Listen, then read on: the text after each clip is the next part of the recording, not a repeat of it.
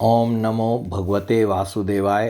श्रीमद्भागवत महापुराण चतुर्थ स्कंद पहला अध्याय। स्वयंभू मनु की कन्याओं के वंश का वर्णन। श्री मैत्रेय जी कहते हैं, विदुर जी, स्वयंभू मनु के महारानी शत्रुपा से प्रियव्रत और उत्तानपाद इन दो पुत्रों के सिवा 3 कन्याएं भी हुई थी। वे आकुति, देवहूति और प्रसूति नाम से विख्यात थी। आकुति का यद्यपि उसके भाई थे तो भी महारानी शत्रुपा की अनुमति से उन्होंने रुचि प्रजापति के साथ पुत्री का धर्म के अनुसार विवाह किया। प्रजापति रुचि भगवान के अनन्य चिंतन के कारण ब्रह्म तेज से संपन्न थे। उन्होंने आकुति के गर्भ से एक पुरुष और स्त्री का जोड़ा उत्पन्न किया।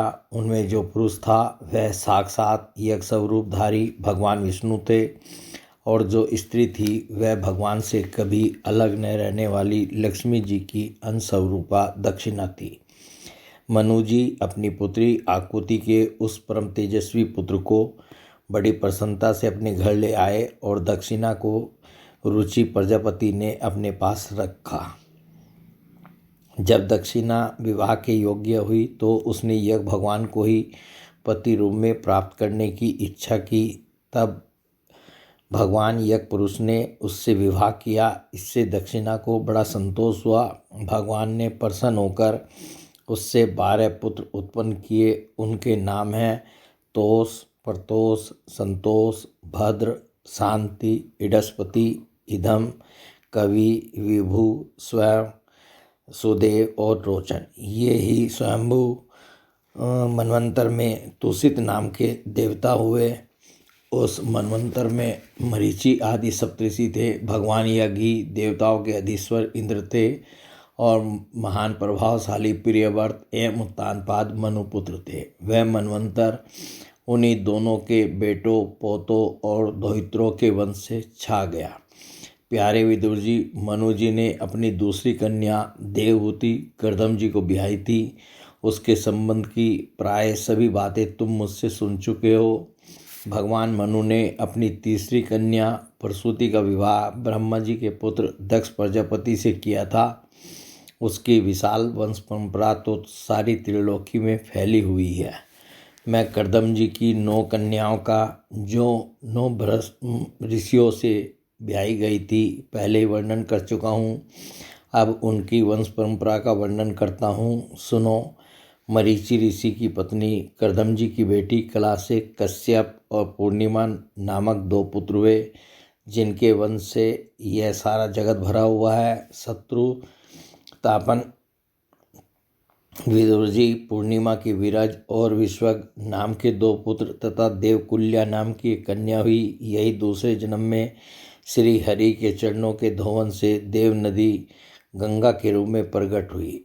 अत्रि की पत्नी अनसुईया से दत्तात्रेय, दुर्वासा और चंद्रमा नाम के 3 परम यशस्वी पुत्र हुए। ये क्रमशः भगवान विष्णु, शंकर और ब्रह्मा के अंश से उत्पन्न हुए थे। विदुर जी ने पूछा, गुरुजी, कृपया यह बतलाइए कि जगत की उत्पत्ति, स्थिति और अंत करने वाले इन सर्वश्रेष्ठ देवों ने अत्रि मुनि के यहाँ क्या करने की इच्छा से अवतार लिया था।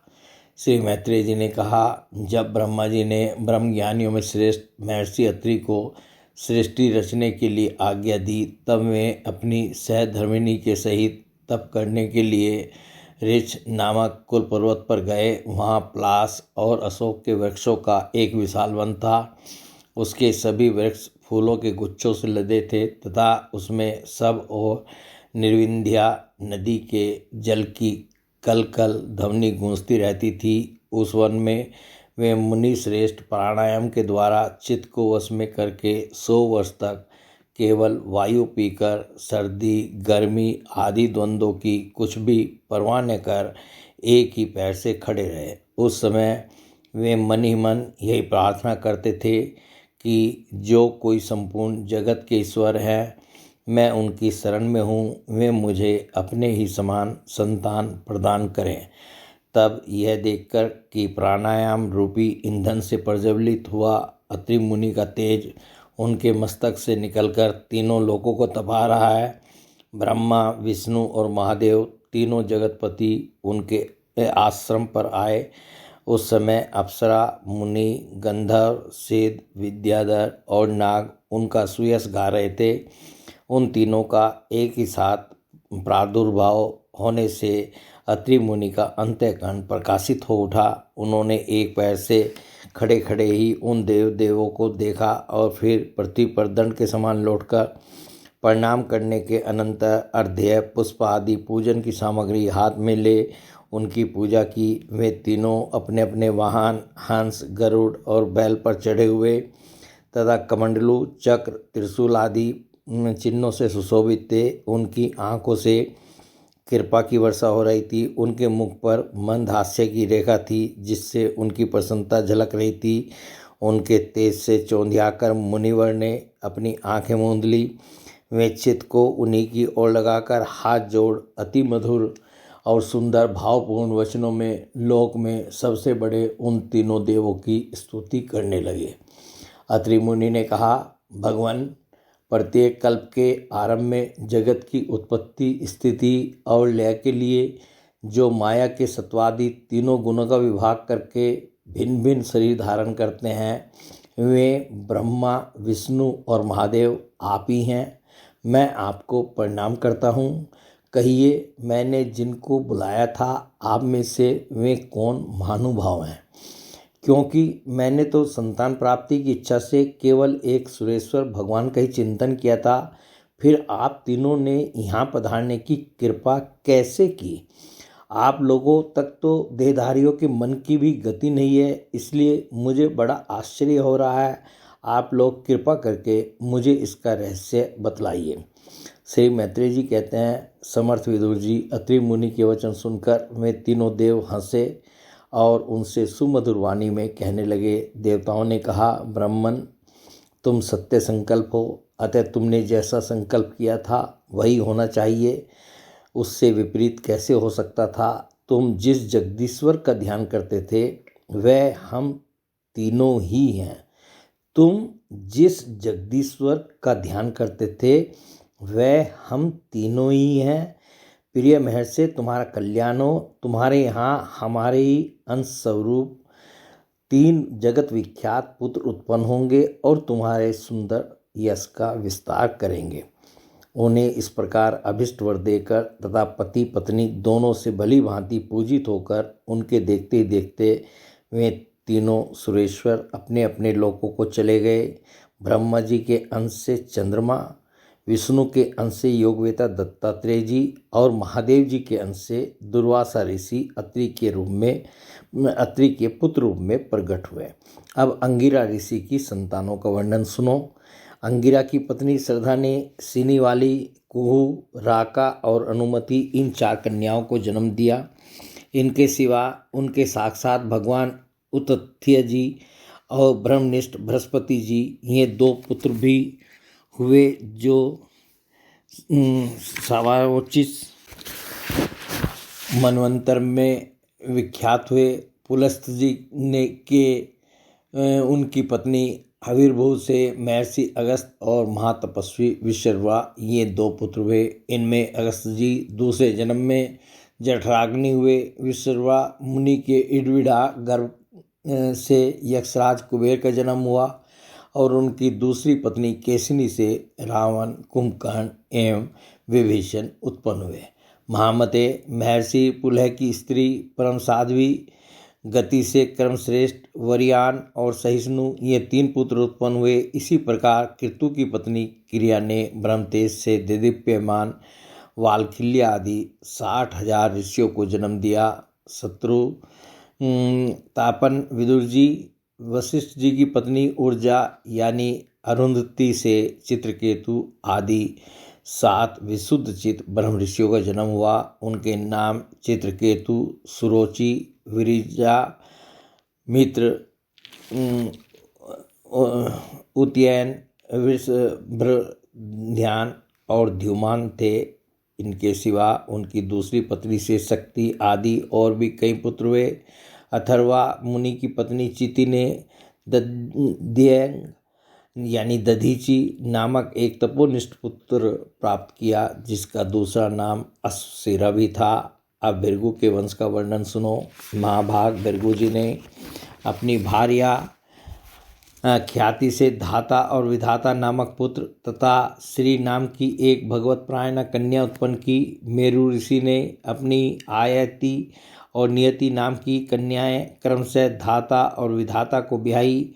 उनसे उनके मर्कंड और प्राण नामक पुत्र हुए। उनमें से मर्कंड के मार्कंडेय और प्राण के मुनिवर वेदशिरा का जन्म हुआ। भृगु जी के एक कवि नामक पुत्र भी थे। उनके भगवान उष्णा अर्थात शुक्राचार्य हुए। विदुर जी इन सब मुनीश्वरों ने भी संतान उत्पन्न करके सृष्टि का विस्तार किया। इस प्रकार मैंने तुम्हें यह कर्दम जी के दोहित्रों की संतान का वर्णन सुनाया। जो पुरुष इसे श्रद्धापूर्वक सुनता है उसके पापों को यह तत्काल नष्ट कर देता है। ब्रह्मा जी के पुत्र दक्ष प्रजापति ने मनुनंदिनी प्रसूति से विवाह किया। उससे उन्होंने सुंदर नेत्रों वाली 16 कन्याएं उत्पन्न की। भगवान दक्ष ने उनमें से 13 धर्म को, एक अग्नि को, एक समस्त पितृगण को और एक संसार का संहार करने वाले तथा जन्म मृत्यु से छुड़ाने वाले भगवान शंकर को दी। श्रद्धा, मैत्री, दया, शांति, तुष्टि, पुष्टि, क्रिया, उन्नति, बुद्धि, मेधा, तितिक्षा, ह्री और मूर्ति ये धर्म की पत्नियां हैं। इनमें से श्रद्धा ने शुभ, मैत्री ने प्रसाद, दया ने अभय, शांति ने सुख, तुष्टि ने मोद और पुष्टि ने अहंकार को जन्म दिया। क्रिया ने योग, उन्नति ने दर्प, बुद्धि ने अर्थ, मेधा ने स्मृति, तितिक्षा ने क्षेम और ह्री अर्थात लज्जा ने प्रश्रय अर्थात विनय नामक पुत्र उत्पन्न किया। समस्त गुणों की खान मूर्ति देवी ने नर नारायण ऋषियों को जन्म दिया। इनका जन्म होने पर इस संपूर्ण विश्व ने आनंदित होकर प्रसन्नता प्रकट की। उस समय लोगों के मन, दिशाएं, वायु, नदी और पर्वत सभी में प्रसन्नता छा गई। आकाश में मांगलिक बाजे बजने लगे। देवता लोग फूलों की वर्षा करने लगे। मुनि प्रसन्न होकर स्तुति करने लगे। गंधर्व और किन्नर गाने लगे। अप्सराएं नाचने लगी। इस प्रकार उस समय बड़ा ही आनंद मंगल हुआ तथा ब्रह्मा आदि समस्त देवता स्तोत्रों द्वारा भगवान की स्तुति करने लगे। देवताओं ने कहा, जिस प्रकार आकाश में तरह तरह के रूपों की कल्पना कर ली जाती है, उसी प्रकार जिन्होंने अपनी माया के द्वारा अपने ही स्वरूप के अंदर इस संसार की रचना की है और अपने उस स्वरूप को प्रकाशित करने के लिए इस समय इस ऋषि विग्रह के साथ धर्म के घर में अपने आप को प्रकट किया है, उन परम पुरुष को हमारा नमस्कार है, जिनके तत्व का शास्त्र के आधार पर हम लोग केवल अनुमान ही करते हैं, प्रत्यक्ष नहीं कर पाते। उन्हीं भगवान ने देवताओं को संसार की मर्यादा में किसी प्रकार की गड़बड़ी न हो इसलिए सतगुण से उत्पन्न किया है। अब वे अपने करुणामय नेत्रों से जो समस्त शोभा और सौंदर्य के निवास स्थान निर्मल दिव्य कमल को भी नीचा दिखाने वाले हैं, हमारी ओर निहारें। प्यारे विदुर जी, प्रभु का साक्षात दर्शन पाकर देवताओं ने उनकी इस प्रकार स्तुति की और पूजा की। तदंतर भगवान नर नारायण दोनों गंधमादन पर्वत पर चले गए। भगवान श्री हरि के अंशभूत में नारायण ने इस समय पृथ्वी का भार उतारने के लिए यदु कुलभूषण श्री कृष्ण और उन्हीं के सरीखे श्याम वर्ण कुरु कुल तिलक अर्जुन के रूप में अवतीर्ण हुए हैं। अग्निदेव की पत्नी स्वाहा ने अग्नि के ही अभिमानी पावक, पवमान और सूची ये 3 पुत्र उत्पन्न किए। ये तीनों ही हवन किए हुए पदार्थों का भक्षण करने वाले हैं। इन्हीं तीनों ने 45 प्रकार के अग्नि और उत्पन्न हुए ये ही अपने 3 पिता और एक पितामह को साथ लेकर 49 अग्नि कहलाए। वेदज्ञ ब्राह्मण वैदिक यज्ञ क्रम में जिन 49 अग्नियों के नामों से आग्नेवी स्त्रियाँ करते हैं वे यही हैं: अग्निष्ठात, बहिषद, सोमप और आज्यप। ये पितर हैं। इनमें साग्निक भी है और निरग्निक भी। इन सब पितरों की पत्नी दक्ष कुमारी सौधा है। इन पितरों से सौधा के धारिणी और वयोना नाम की 2 कन्याएं हुई। वे दोनों ही ज्ञान विज्ञान में पारंगत और ब्रह्म ज्ञान का उपदेश करने वाली हुई। महादेव जी की पत्नी सती थी। मैं सब प्रकार से अपने पति देव की सेवा में संलग्न रहने वाली थी, किंतु उनके अपने गुण और शील के अनुरूप कोई पुत्र नहीं हुआ, क्योंकि सती के पिता दक्ष ने बिना ही किसी अपराध के भगवान शिव जी के प्रतिकूल आचरण किया था। इसलिए सती ने युवा अवस्था में ही क्रोधवश योग के द्वारा स्वयं ही अपने शरीर का त्याग कर दिया था। बोले भगवान श्री कृष्ण की जय।